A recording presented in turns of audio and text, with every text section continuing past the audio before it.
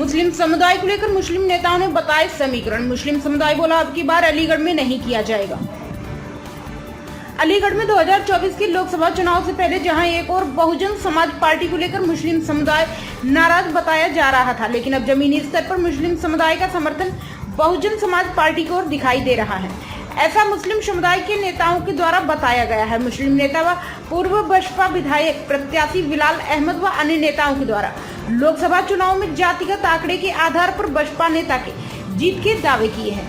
मुस्लिम समुदाय के द्वारा आकलन करते हुए 2024 के लोकसभा चुनाव में हाथी की गति को दिल्ली की ओर बढ़ना बताया जा रहा है, जिसको लेकर अब चुनावी समीकरण बदलते हुए नजर आ रहे हैं। जहां एक और मुस्लिम समुदाय के नेता बहुजन समाज पार्टी के प्रत्याशी से कोसों दूर बताए जा रहे थे, लेकिन अब मुस्लिम नेताओं का रुख बहुजन समाज पार्टी की ओर बताया जा रहा है। ऐसा मुस्लिम नेताओं के द्वारा दावा किया है कि वहीं दूसरी हितेंद्र उपाध्याय और बंटी भैया के द्वारा मुसलमानों को लेकर बड़ी बात कही है। उनका कहना है कि अल्लाह का बहुत बड़ा कर्म है, कहने की जरूरत नहीं है। बहुजन समाज पार्टी बढ़त की ओर है, यानी कि 2024 का लोकसभा चुनाव त्रिकोणीय मुकाबले में बदलता हुआ नजर आ रहा है।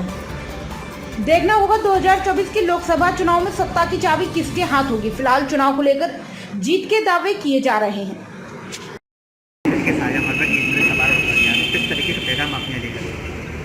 देखिए, आज ईद के इस मुबारक मौके पर ईद मिलन का एक कार्यक्रम यहाँ पर रखा गया था शाहजमाल में।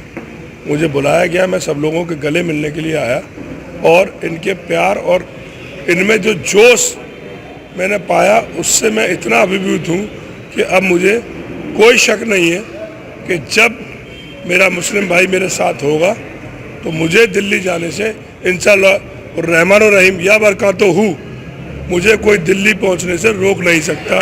शुक्रिया। तो जिस तरीके से कहा जा रहा था मुस्लिम समाज के लीडर थे, आपके साथ नहीं दिख रहे, मुस्लिम समाज का वोट नहीं दिख रहा था, तो आज क्या लगता है आपके साथ? मैंने तो पहले दिन ही कही थी, हिंदू मुस्लिम सिख ईसाई आपस में है भाई भाई। ये नारा मैंने पहले अपने नॉमिनेशन वाले दिन ही दिया था और उसको चिरथार्थ होते हुए पिछले दिनों में आपने देखा होगा।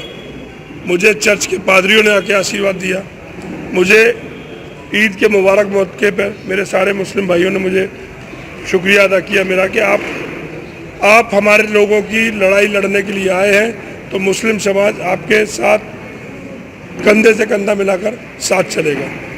गुरुद्वारे में जाग गया तो उन्होंने मुझे आशीर्वाद दिया और किसी को बताने की आवश्यकता नहीं है कि महादेव का भक्त हूँ। माता रानी के नवरात्रे चल रहे हैं तो मेरे व्रत चल रहे हैं और उस हनुमान जी बीच में रंगी का, जिनमें एक लड़ाई है। लोग कहते हैं कि भाई हनुमान जी तो हमारे हैं, जैसे पंडित कहते हैं कि हनुमान जी हमारे, मुसलमान कहते हैं हमारे। बोले कैसे तुम्हारे भाई? बोले जैसे सुलेमान हनुमान। तो हम सब एक हैं, एक ही रहेंगे।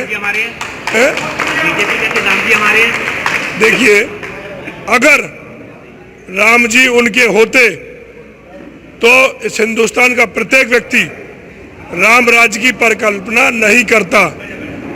जिस राम राज्य में प्रभु श्री राम ने केवल एक व्यक्ति ने, जनता ने आके ये कह दिया कि उनकी पत्नी दूषित है, तो उन्होंने उसका परित्याग कर दिया। इससे ज़्यादा बड़ा राम राज्य और क्या हो सकता है? यही हमारे समाज की परिकल्पना है कि हम सब लोग मिलकर भाईचारे के साथ रहें। धन्यवाद, शुक्रिया। मेरे भाई एक फोटो वायरल हो रहा है टोपी वालों को लेकर। जी जी। विपक्ष कह रहा है टोपी आपने पहन ली है, तो क्या कहेंगे उसको लेकर? अरे भैया, ये बताओ कि उनकी आंखों में कमी है।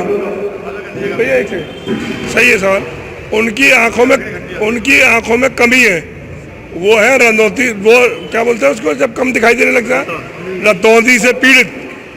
उन्हें मेरी टोपी दिखाई देती है, मेरे माथे पे लगा हुआ तिलक नहीं दिखाई देता।